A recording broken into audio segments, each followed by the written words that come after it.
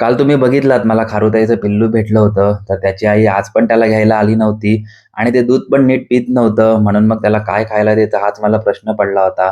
म्हणून मग मी नेटवरती सर्च केलं, तर त्याला साखर, मीठ आणि पाणी देतात, जेणेकरून ते कायम हायड्रेट राहतं. म्हणून मग मी ते बनवलं आणि त्याला पाजायला सुरुवात केली.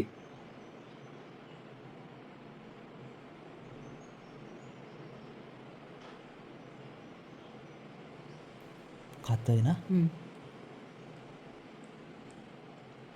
हा ड्रॉप चांगला आहे. त्याच्यात तो तो ह्याच्यात बाटली चांगली धुतलीस ना हम्म. गरम पाण्यात. होय.